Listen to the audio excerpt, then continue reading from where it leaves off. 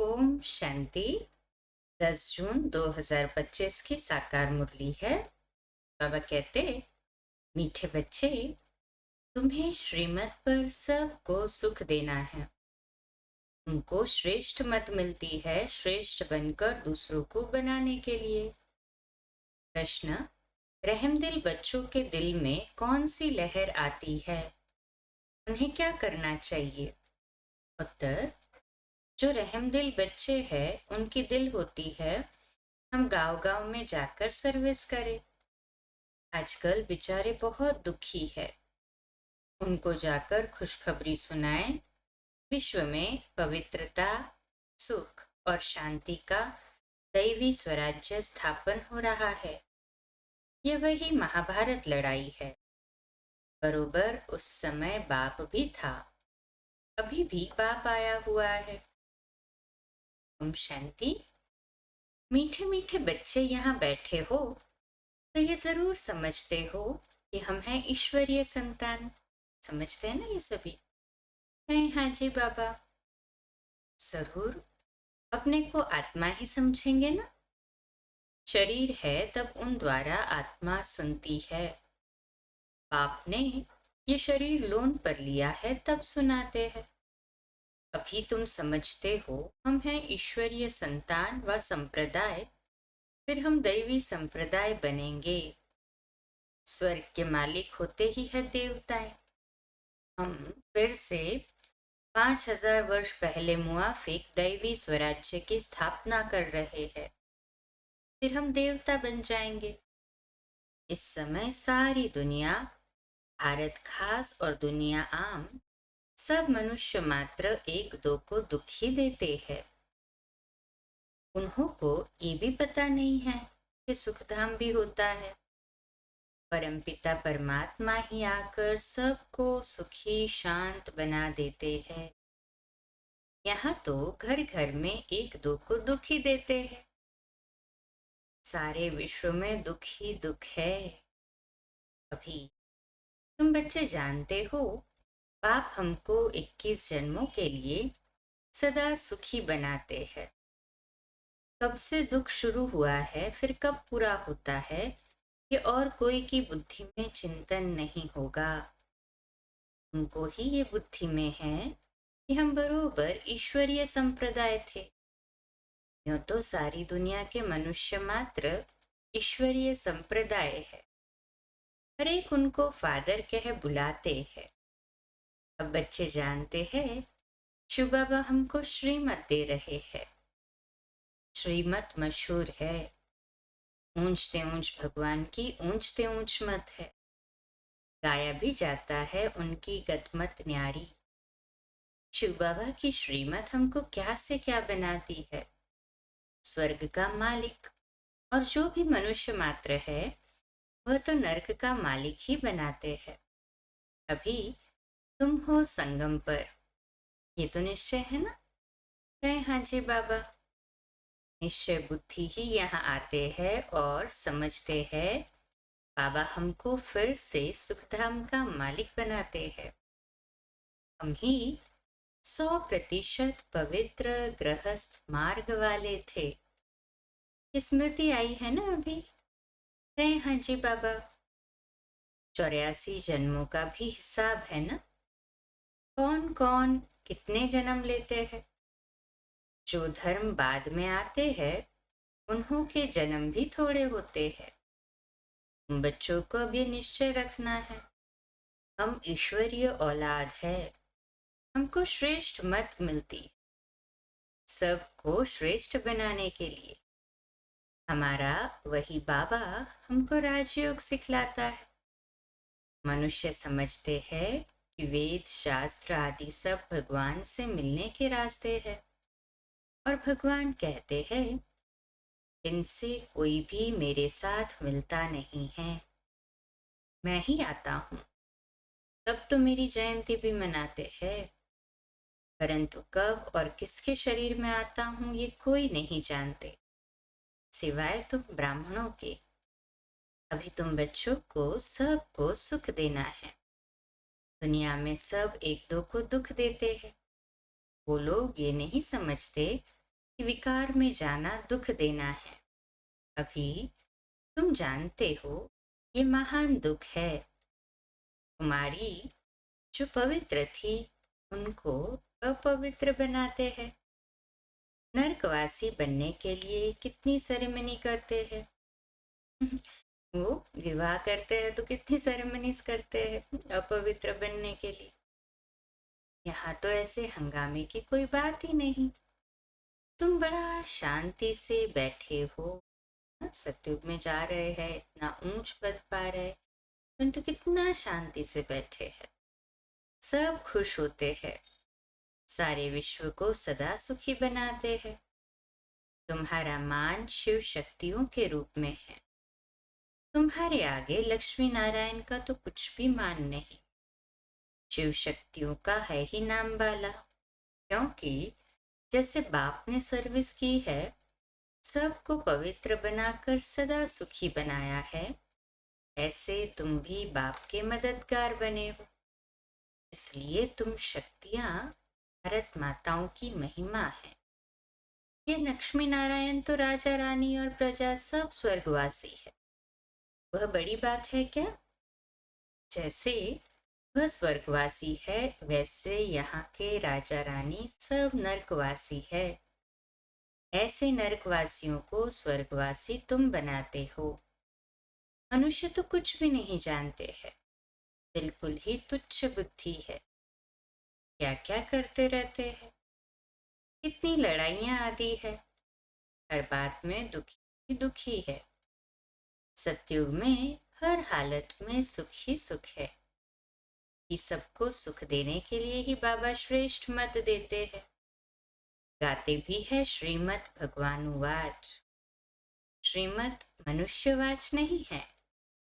सतयुग में देवताओं को मत देने की दरकार ही नहीं, तो ऑलरेडी वो श्रेष्ठ मत से श्री श्री देवता बने हैं ना। यहाँ तो तुमको श्रीमत मिलती है, इष्ट बन गए ना अभी यहाँ। बाप के साथ तुम भी गाए जाते हो शिव शक्तियां।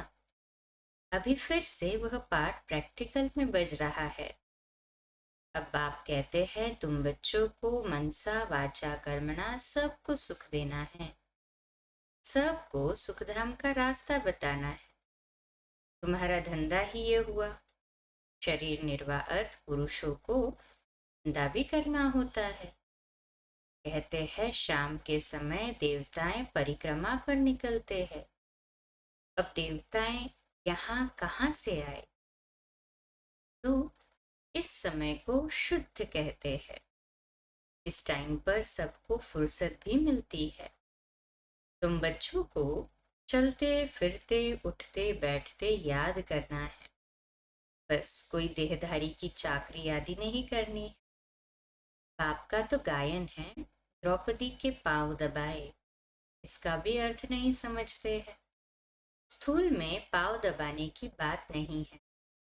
बाबा के पास बूढ़ियां आदि बहुत आती है, जानते हैं भक्ति करते करते थक गई है, आधा कल बहुत धक्के खाए ना, तो ये पैर दबाने के अक्षर को उठा लिया है। अब श्री कृष्ण पांव कैसे दबाएंगे? शोभेगा? तुम श्री कृष्ण को पांव दबाने देंगी? तो यादगार यहाँ है संगम युग का। भगवान जो बच्चियां बच्चे बाबा के अर्थात जो आत्माएं अभी थक चुकी है, बाबा उनको दिलाराम बाप आराम देते हैं। श्री कृष्ण को देखते ही उनको चटक पड़ेंगी। वैसे तो कोई पाव दबाने नहीं देंगे, श्री कृष्ण को देखेंगी तो चटक भी पड़ेंगी। उनमें तो बहुत चमत्कार रहता है। श्री कृष्ण के सिवाय और कोई बात बुद्धि में बैठती ही नहीं। वही सबसे तेजोमय है। श्री कृष्ण बच्चे ने फिर मुरली चलाई, बात ही नहीं जचती। यहाँ तुम शिव बाबा से कैसे मिलेंगे? तुम बच्चों को बोलना पड़ता है शिव बाबा को याद कर फिर इनके पास आओ। तुम बच्चों को तो अंदर में खुशी रहनी चाहिए कि हमको शिव बाबा सुखी बनाते हैं 21 जन्मों के लिए। ऐसे बाप के पिछाड़ी तो कुर्बान जाना चाहिए ना। कोई सपूत बच्चे होते हैं तो बाप कुर्बान जाते हैं, बाप की हर कामना पूरी करते हैं। कोई तो ऐसे बच्चे होते हैं जो बाप का खून भी करा देते हैं। कई होते हैं ना, प्रॉपर्टी के लिए पिता को भी नहीं देखते। यहाँ तो तुमको मोस्ट बिलवेड बनना है, किसी को भी दुख नहीं देना है। जो रहम दिल बच्चे हैं उनकी दिल होती है हम गांव गांव में जाकर सर्विस करें। आजकल बेचारे बहुत दुखी है, उनको जाकर खुशखबरी सुनाओ कि विश्व में पवित्रता सुख शांति का दैवी स्वराज्य स्थापन हो रहा है। ये वही महाभारत लड़ाई है। बरोबर उस समय बाप भी था, अभी भी बाप आया हुआ है। तुम जानते हो बाबा हमको पुरुषोत्तम बना रहे हैं। ये है ही पुरुषोत्तम संगम युग। तुम बच्चे जानते हो हम पुरुषोत्तम कैसे बनते हैं। तुमसे पूछते हैं तुम्हारा उद्देश्य क्या है। बोलो मनुष्य से देवता बनना। देवताएं तो मशहूर है ना। बाप कहते हैं जो देवताओं के भक्त हो उनको समझाओ।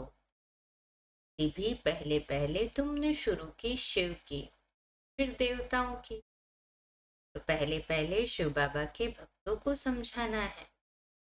बोलो शिव बाबा कहते हैं मुझे याद करो। शिव की पूजा करते हैं परंतु ये थोड़ी बुद्धि में आता है कि पतित पावन बाप है। मार्ग में देखो धक्के कितने खाते हैं। शिवलिंग तो घर में भी रख सकते हैं ना, उनकी पूजा कर सकते हैं। फिर अमरनाथ बद्रीनाथ आदि तरफ जाने की क्या दरकार है। परंतु मार्ग में मनुष्य को धक्के जरूर खाने हैं। तुमको उनसे छुड़ाते हैं। तुम हो शिव शक्ति, शिव के बच्चे।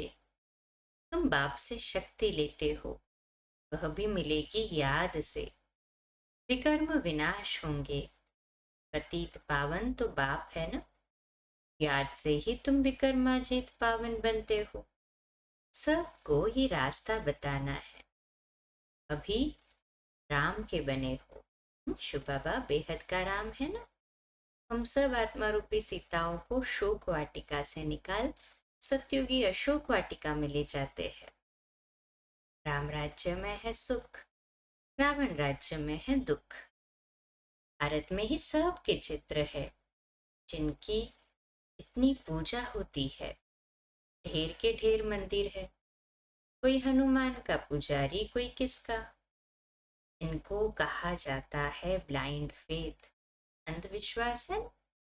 अभी तुम जानते हो हम भी ब्लाइंड थे। तीसरा नेत्र, आत्मा रूपी तीसरा नेत्र बंद था ना। इनको भी मालूम नहीं था ब्रह्मा विष्णु शंकर कौन है क्या है। ब्रह्मा बाबा को जो पूज्य थे वही फिर पुजारी बने। सतयुग में है पूज्य, यहाँ है पुजारी। अब इतना अच्छी रीति समझाते हैं। तुम जानते हो पूज्य होते ही है सतयुग में। यहाँ है पुजारी तो पूजा ही करते हैं। तुम हो शिव शक्तियां, अभी तुम न पुजारी न पूज्य हो। बाप को भूल मत जाओ।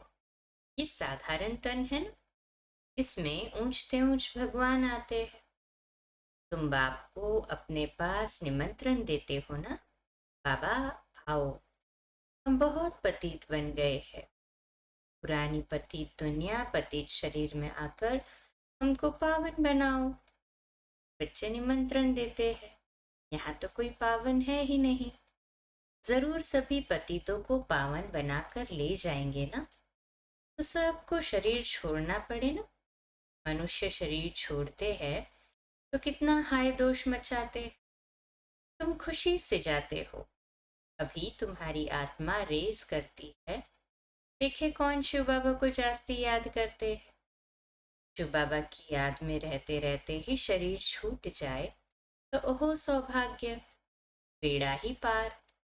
सभी को बाप कहते हैं ऐसे पुरुषार्थ करो।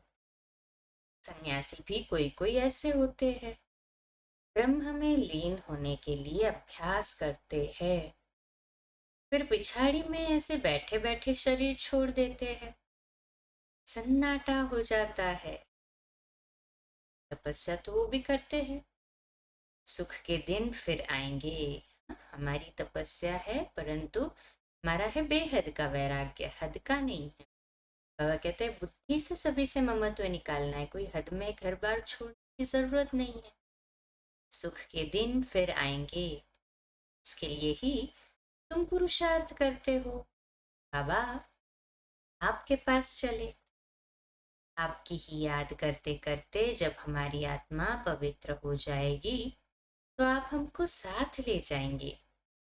आगे जब काशी कलवट खाते थे तो बहुत प्रेम से खाते थे, बस हम मुक्त हो जाएंगे ऐसे समझते थे कि तुम बाप को याद करते चले जाते हो शांति धाम। तुम बाप को याद करते हो तो इस याद के बल से पाप कटते हैं।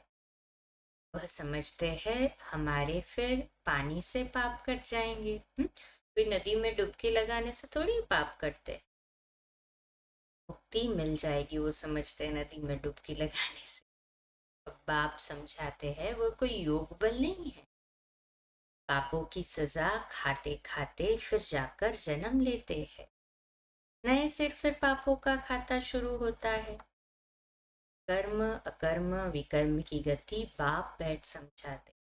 जो साधारण कर्म है वो कर्म, जो शिव बाबा की याद में कर्म होते हैं वो सत्कर्म, जो विकारों के अधीन होते हैं वो विकर्म। और यहाँ पे जो हम सत्कर्म करते हैं, पुरुषार्थ करते हैं, उसकी प्रारब्ध सतयुग त्रेता युग में पाते हैं।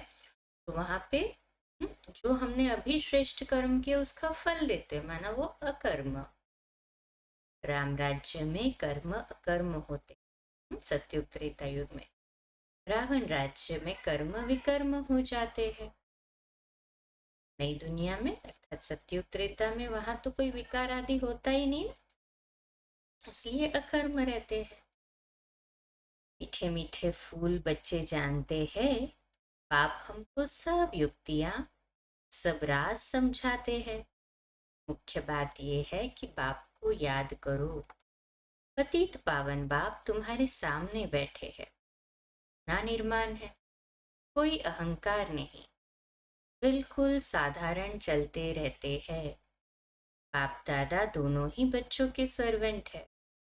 तुम्हारे दो सर्वेंट है, ऊंचते ऊंच शिव बाबा, फिर प्रजापिता ब्रह्मा। वो लोग त्रिमूर्ति ब्रह्मा कह देते हैं, अर्थ थोड़ी जानते हैं। त्रिमूर्ति ब्रह्मा क्या करते हैं कुछ भी पता नहीं। अच्छा, मीठे मीठे सिकिलदे बच्चों प्रति मात पिता बाप दादा का याद प्यार और गुड मॉर्निंग। यानी बाप की रूहानी बच्चों को नमस्ते। हम रूहानी बच्चों की रूहानी माता पिता बाप दादा को याद प्यार, गुड मॉर्निंग और नमस्ते। वाह बाबा वाह, शुक्रिया बाबा शुक्रिया। धारणा के लिए मुख्य सार है, पहली पॉइंट, सदा ये निश्चय रहे कि हम ईश्वरीय औलाद है। हमें श्रेष्ठ मत पर चलना है, किसी को भी दुख नहीं देना है, सबको सुख का रास्ता बताना है। दूसरी पॉइंट, सपूत बच्चा बन बाप पर कुर्बान जाना है, बाप की हर कामना पूरी करनी है। जैसे बाप दादा निर्माण और निरहंकारी है, ऐसे बाप समान बनना है।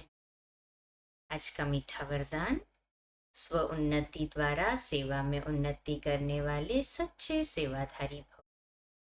आज का स्वमान, मैं सच्ची सेवाधारी आत्मा हूँ। विश्लेषण, स्व उन्नति सेवा की उन्नति का विशेष आधार है। स्व उन्नति कम है तो सेवा भी कम है।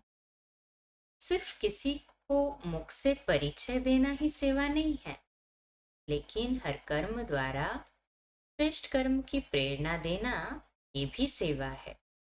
जो मनसा वाचा कर्मणा सदा सेवा में तत्पर रहते हैं, उन्हें सेवा द्वारा श्रेष्ठ भाग्य का अनुभव होता है। जितनी सेवा करते उतना स्वयं भी आगे बढ़ते हैं। अपने श्रेष्ठ कर्म द्वारा सेवा करने वाले सदा प्रत्यक्ष फल प्राप्त करते रहते हैं। स्लोगन है, समीप आने के लिए सोचना, बोलना और करना समान बनाओ। अव्यक्त इशारा आत्मिक स्थिति में रह अभ्यास कर अंतर्मुखी बनने का। एकाग्रता का आधार अंतर्मुखता है। अंतर्मुखता में रहने से सूक्ष्म शक्ति की लीलाएं अनुभव करेंगे। आत्मिक स्थिति में रह आत्माओं का आवाहन करना, आत्माओं से रूह रिहान करना, आत्माओं के संस्कार स्वभाव को परिवर्तन करना, आत्माओं का बाप से कनेक्शन जुड़वाना, ऐसे रूहानी लीला का अनुभव होगा। अच्छा, कम बोलो, धीरे बोलो, मीठा बोलो, सत्य बोलो, सोच समझकर बोलो। निमित्त भाव, निर्माण भाव, निर्मल वाणी। आज का नया दिन आप सभी को मुबारक हो, मुबारक हो, मुबारक हो। शुभ दिवस। ओम शांति।